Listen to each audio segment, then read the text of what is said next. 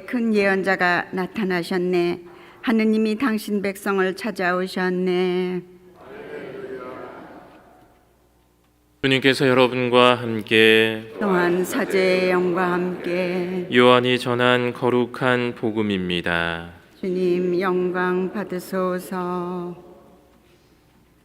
그때 예수님께서 갈릴레아 호수 곧 티베리아스 호수 건너편으로 가셨는데 많은 군중이 그분을 따라갔다. 그분께서 병자들에게 일으키신 표징들을 보았기 때문이다. 예수님께서는 산에 오르시어 제자들과 함께 그곳에 앉으셨다. 마침 유다인들의 축제인 파스카가 가까운 때였다. 예수님께서는 눈을 드시어 많은 군중이 당신께 오는 것을 보시고 필립보에게 저 사람들이 먹을 빵을 우리가 어디에서 살 수 있겠느냐 하고 물으셨다. 이는 필립보를 시험해 보려고 하신 말씀이다. 그분께서는 당신이 하시려는 일을 이미 잘 알고 계셨다. 필립보가 예수님께 대답하였다. 저마다 조금씩이라도 받아 먹게 하자면 200데나리온어치 빵으로도 충분하지 않겠습니다. 그때 제자들 가운데 하나인 시몬 베드로의 동생 안드레아가 예수님께 말하였다. 여기 보리빵 5개와 물고기 2마리를 가진 아이가 있습니다만 저렇게 많은 사람에게 이것이 무슨 소용이 있겠습니까? 그러자 예수님께서 사람들을 자리 잡게 하여라 하고 이르셨다. 그곳에는 풀이 많았다. 그리하여 사람들이 자리를 잡았는데 장정만도 그 수가 5,000명쯤 되었다. 예수님께서는 빵을 손에 들고 감사를 드리신 다음 자리를 잡은 이들에게 나누어 주셨다. 물고기도 그렇게 하시어 사람들이 원하는 대로 주셨다. 그들이 배불리 먹은 다음에 예수님께서는 제자들에게 버려지는 것이 없도록 남은 조각을 모아라 하고 말씀하셨다. 그래서 그들이 모았더니 사람들이 보리빵 5개를 먹고 남긴 조각으로 12광주리가 가득 찼다. 사람들은 예수님께서 일으키신 표징을 보고 이분은 정말 세상에 오시기로 되어 있는 그 예언자시다 하고 말하였다. 예수님께서는 그들이 와서 당신을 억지로 모셔다가 임금으로 삼으려 한다는 것을 아시고 혼자서 다시 산으로 물러가셨다. 주님의 말씀입니다. 그리스도님 찬미합니다.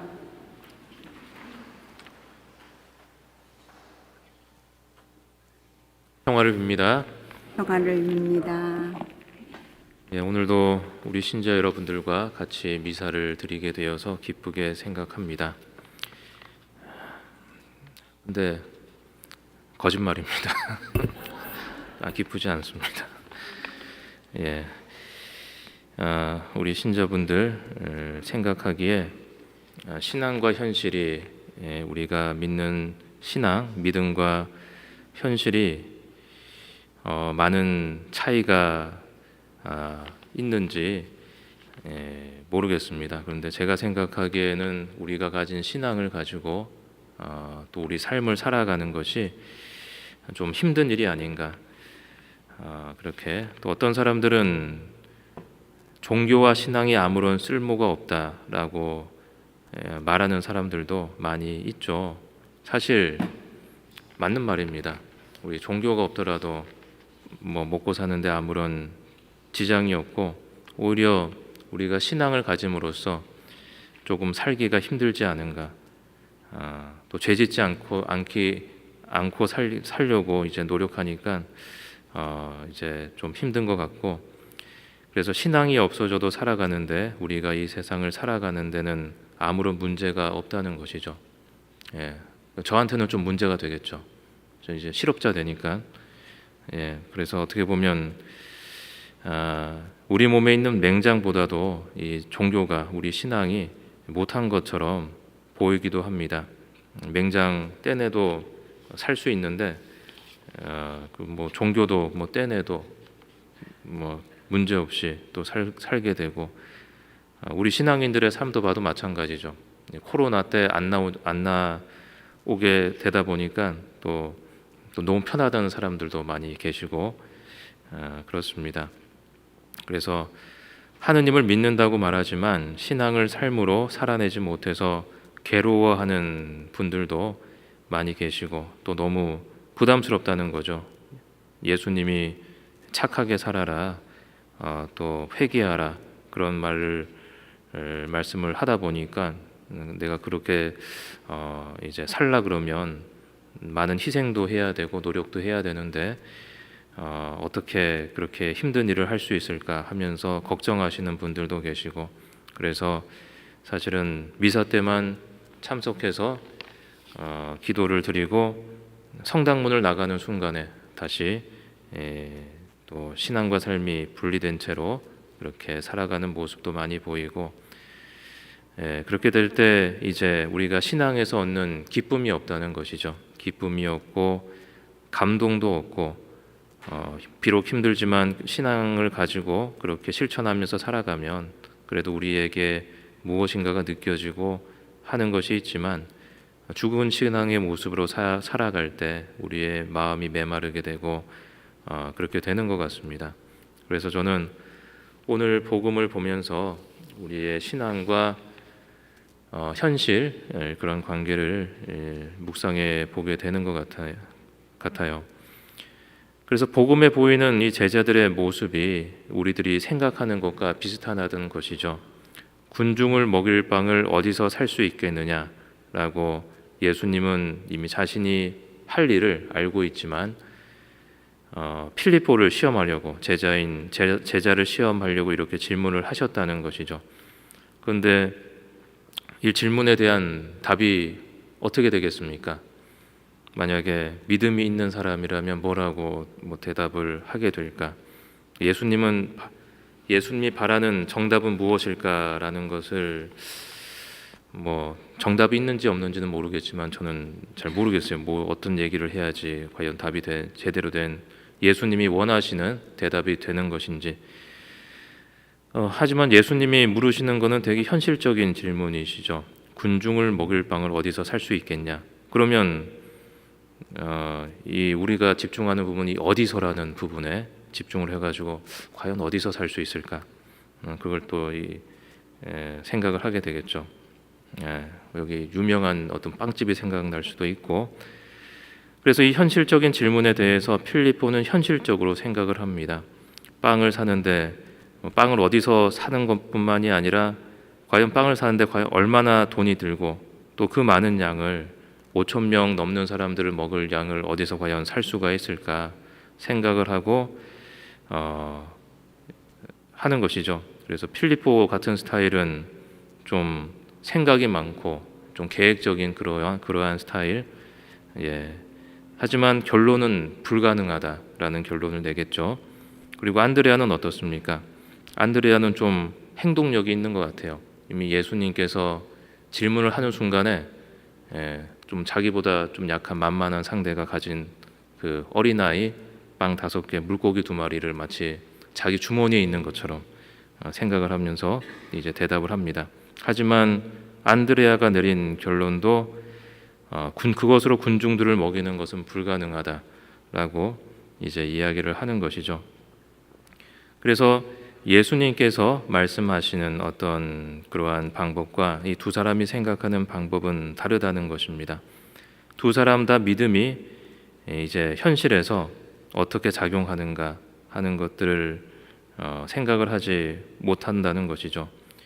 이들에게 있어서 모든 사람들을 먹이는 것은 불가능하다는 것이고, 이제 그렇게 되면 이 사람들을 돌려보내서 각자가 해결할 수 있도록 그렇게 해야 된다는 것인데, 그렇게 되면 이제 오늘 복음에서 나오는 것 같은 기적은 일어나지 않겠죠.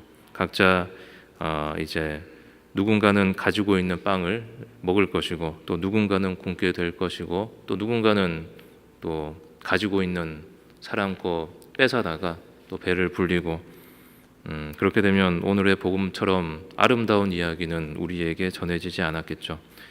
하지만 예수님께서는 이 빵 5개와 물고기 2마리로, 예수님도 그냥 아이가 줬는지 안 줬는지 모르겠지만 빵 5개, 물고기 2마리로 수많은 사람을 먹이시는 기적을 예수님께서는 보여주셨다는 것입니다.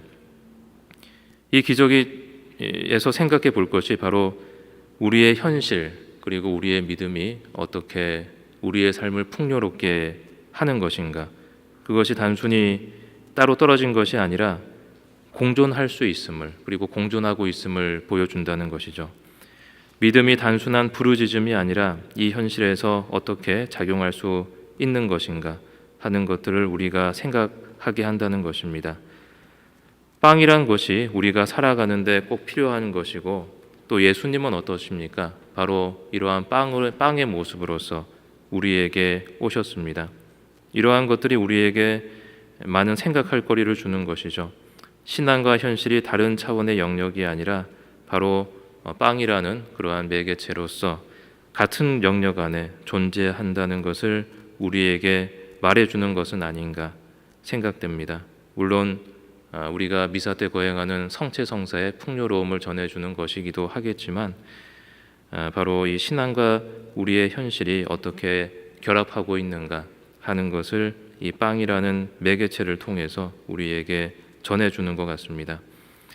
믿음이 우리의 삶과 같은 차원에 존재할 때 이렇게 큰 기적이 우리에게 일어나는 것이다 라는 것을 말해주는 것은 아닌가 합니다. 그리고 어떤 사람은 이것을 기적으로 설명하지 않기도 하죠. 한 아이가 먹을 것을 내놓자 저마다 먹을 것을 또 가지고 있는 것을 내놓게 돼서 이런 일이 일어났다라고 말을 합니다. 하지만 그것조차 쉬운 일은 아닌 것이죠. 그래서 우리는 기적에 대해서 어떻게 생각을 합니까?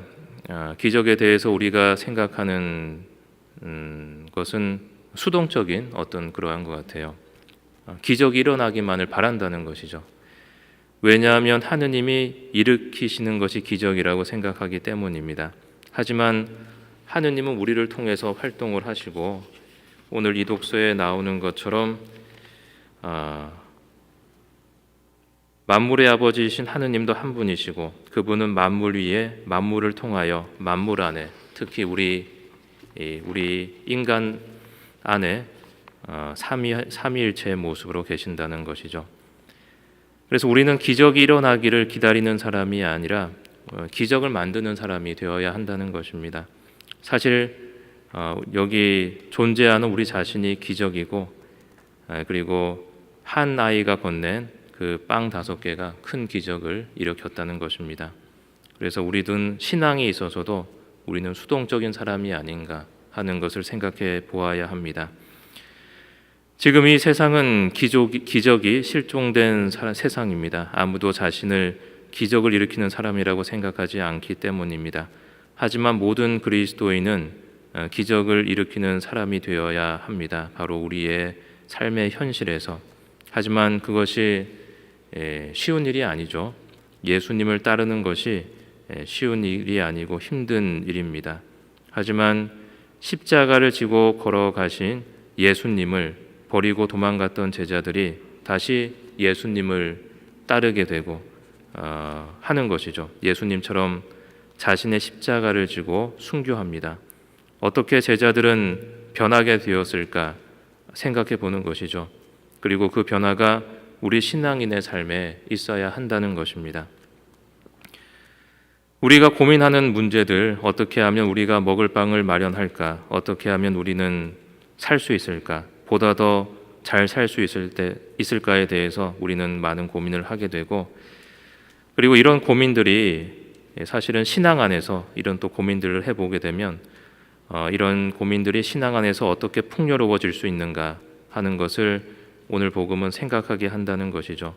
우리를 살게 하는 생명의 빵은 무엇인가 하는 것을 생각해 볼 수가 있습니다. 프란치스코 성인의 가난을 생각할 때 우리는 그 가난을 떠오르게 될 때 오히려 부유함을 떠올리게 됩니다. 그 가난 안에서 오히려 우리는 그 부유함과 풍요로움과 그리고 자유를 더 떠오르게 됩니다. 그리고 그 풍요로움은 이 세상 그 누구도 빼앗아 갈 수 없는 그러한 풍요로움이죠. 우리가 그 풍요로움을 어떻게 얻을 수 있을까 하는 것을 성찰할 수 있는 그러한 하루 되시기 바랍니다. 모두 자리에서 일어서십시오. 우리의 신앙을 고백하겠습니다.